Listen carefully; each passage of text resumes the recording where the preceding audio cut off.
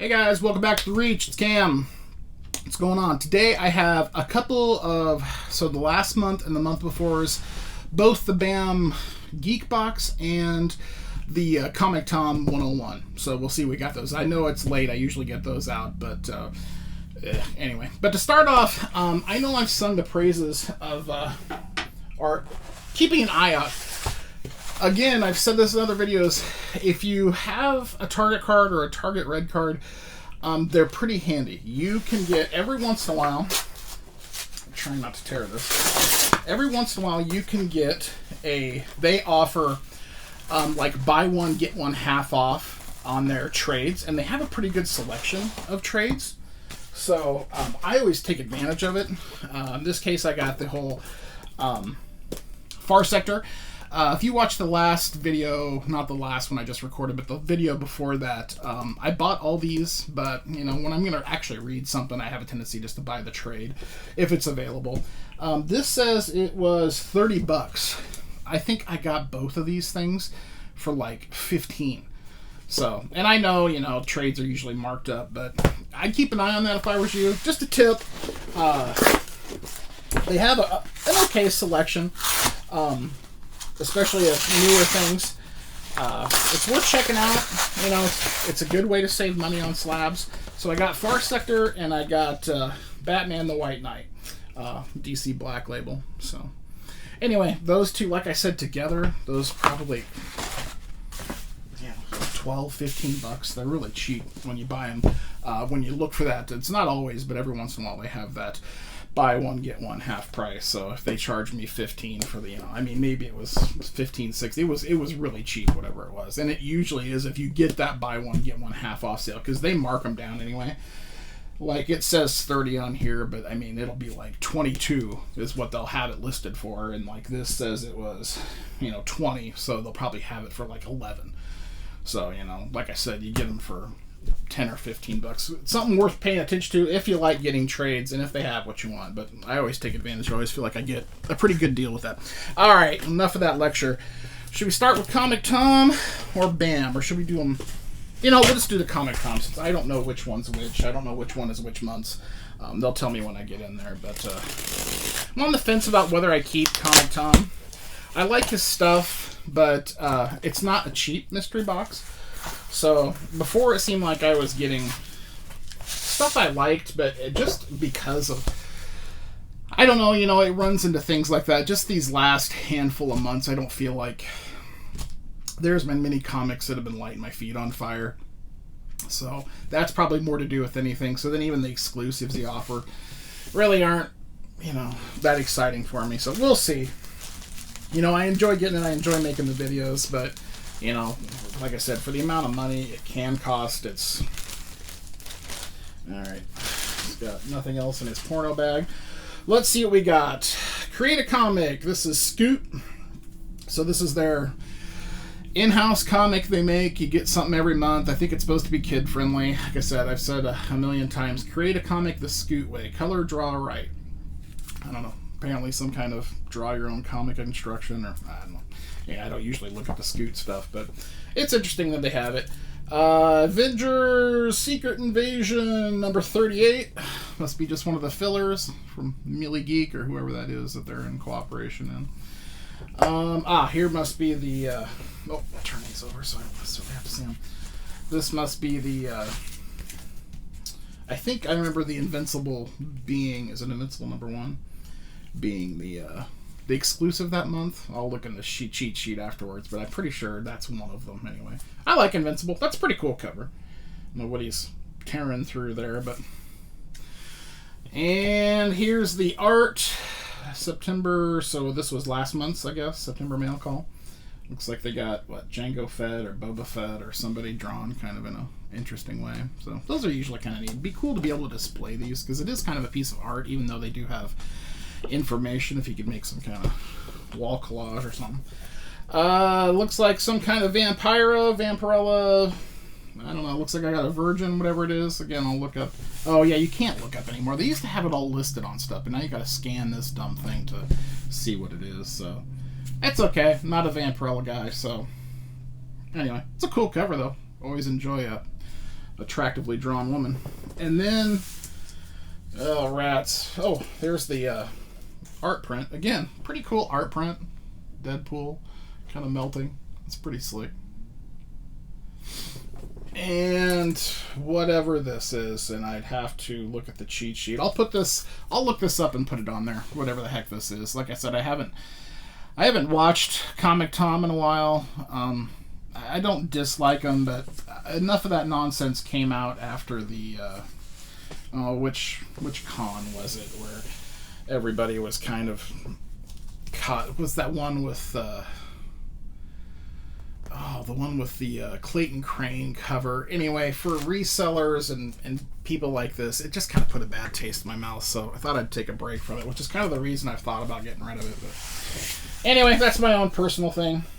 Not that I think the product has gone downhill at all. It's just not in love with the current comic market enough to keep spending the amount of money on these they are if I'm not loving the comics. Like, it used to be that you could buy them and probably sell one or two of the books out of it and recoup most of the cost of something, but I don't know if that's the case anymore. I haven't really sold anything for a while or paid attention to what it is. You know how that goes. Ebb and flow in your interest in the current stuff, and right now mine's not that exciting. I guess probably being in COVID didn't help. Anyway, enough of my rambling. So this would have been 2 months ago. This is August. So there's the scan sheet. Again, if anybody was ever watching, which I'm sure they're not, from, Comic Tom or something, this is annoying. I used to like having the information. I don't want to have to. If you're going to print something anyway, why not print what was on there? I don't know what the effort it's a printed full thing anyway. Why you couldn't put what was actually on there versus scanning this? Maybe I'm missing the point of something. Wouldn't surprise me. Again, from Scoot, we got the Comic Tom exclusive Shinji and Timbo. Again, they're kid-friendly Scoot Comics run. Like I said, I got younger nephews and stuff. I should probably pile those up and give them to them, but who knows. Brave and the Bold, Batman and Flash number 13. Again, one of the fillers from Geek. Kind of a cool cover. I don't know. There was a Brave and the Bold run that just finished up a month or so ago that everybody was singing the praises of, but I can't remember what the hell it was. And again, I'll have to write in the... I got a Virgin. I guess I'm getting lucky with all the Virgin variants. Unless they're all Virgins. But I'll have to look up and see what this is and put it... after I look up on here what this comic is, because off the top of my head, nothing's looking familiar. And I've, like I said, not been paying attention enough to see what it is. Cool enough cover. This is that. This was the Gambit. Is it Peach Momoko? I remember this now, the Gambit number 1. This would be more cool if I read the first couple of these, and it was not good, in my opinion, as most of Marvel has unfortunately dithered into lately. I don't find myself enjoying a lot of their comics, and this, again, I was excited for. And anyway, you could take or leave Peach, in my opinion. Sometimes she knocks it out of the park, and I really like it. This one's okay. Again, if the comic meant more to me, but knowing that the storyline's kind of... it doesn't really light me up too much. Interesting, since Black Adam comes out this Friday, I think. We got the Black Adam print. I would say 169 of 2100. 2100, I wonder if that's about how many they sell then. I've always been curious how many mystery mail calls go out. I wonder if that's about what their numbers are at. Cool picture. Again, I have a ton of these cool art prints. I don't know how to display them. Guess you could make a back wall collage of them or something, but I save them all and keep them all. And Isolation, Swolger Comics. Oh, is this that thing? And is this Reggie Collects? Is this his? Did they do some thing with him? I'm not. He's the only one I know that calls himself a Swolger, or his group of people that follow him. So I like Reggie. I watch his channel quite a bit. I think this had something to do with him, if he wrote a comic or if it's a comic inspired or something with him, but I'm pretty sure that's what that is. So anyway, that's all the Comic Toms for the last 2 months. So let's dive into our Geek box. I don't want this video to take forever. I feel like I always anticipate like a 10 or 15 minute video, and it always feels like my blathering goes on too long. Jabber at the jaw too long. It's good to see him go back to a banned box. before we were getting the band envelope, which kind of made me annoyed. I don't know if it's just because they had extra band boxes they're trying to get rid of, or if they had enough complaints about getting rid of the prop that they put it back. If they had enough people be like, oh, if you're getting rid of the prop, then I'm getting rid of it. Well, I guess we'll find out in about 2 seconds, because I'll open it up to see if there's anything in here. They're annoying me with whatever this paper crap is. Looks again like maybe we got our pin. Looks like it's Orko from He-Man. You can see that. He-Man. I grew up with He-Man. That's I kind of like the Hush, the whisper thing. That's pretty cool. Not sure again why we have. I guess maybe they were just using the leftover band boxes. It looks like. That's disappointing, because I was really on the fence with them, and then I saw that they had this. Let's seal that up, because I definitely don't want to clean up that mess. I saw that they had the box again, so I thought, that's cool that they'll gotta put something back, but apparently they just. Looks like, what does this say? Whoa. Hit list for autographs and art. So this must be, I don't know what that is. It's pretty interesting that they're putting these in like these hard plastic things now. Looks like Starship Troopers. I wonder which person that is that signed it. Will this tell me? That's kind of a cool autograph, I guess. It's Jake Busey, who's Ace Levy, or Levi Levy, I think. Starship Troopers. That's kind of cool. I like Starship Troopers. And this is their print, 802 of 2500. This is just a Daredevil print, which is a cool print. I like, actually both the prints were cool. I'll put a picture of this up there close so you guys can see everything you can get. Both of those prints were cool. I like this one. The other one's like a skull with horns. It's a pretty cool picture too. Anyway, and then, so we got the 2 prints, the Orko pin and Series 1 cards. I don't know whether I need to open this, because the whole card thing. Usually, I used to be able to, used to get like a card and a hard card holder. I guess now they're just giving us packs. Anyway,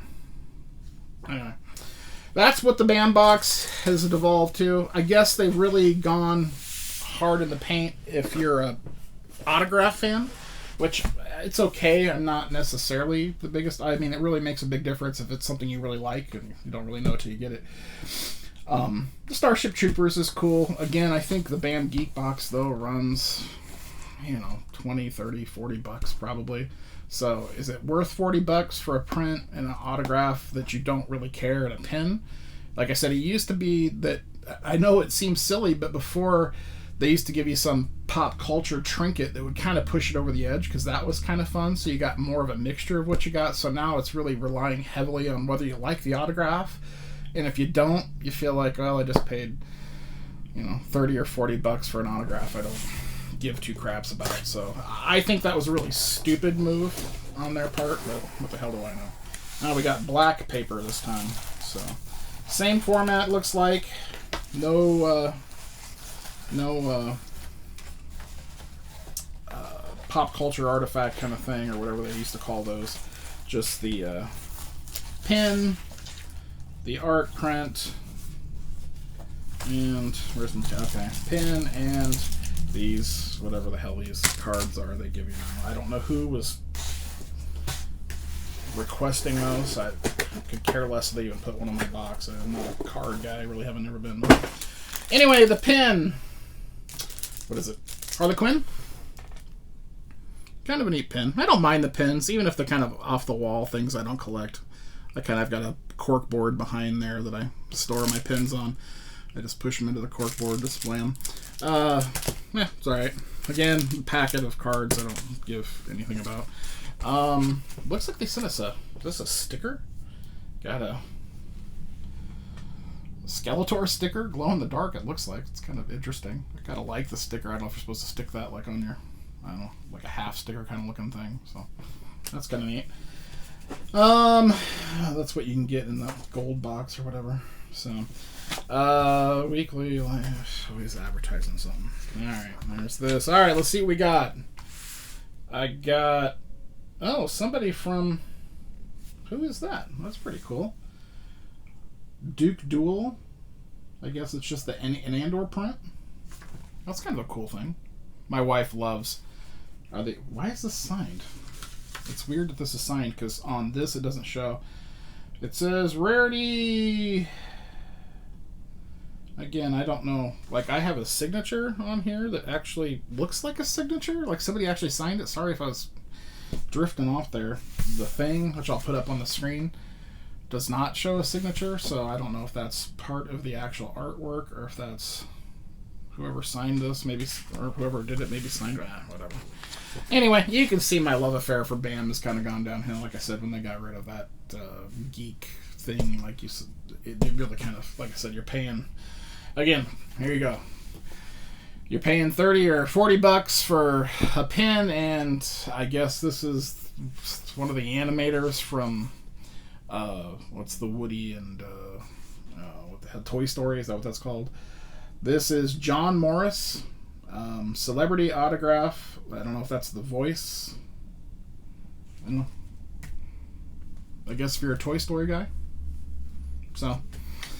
That's what we got, guys. Thanks for sticking around if you did.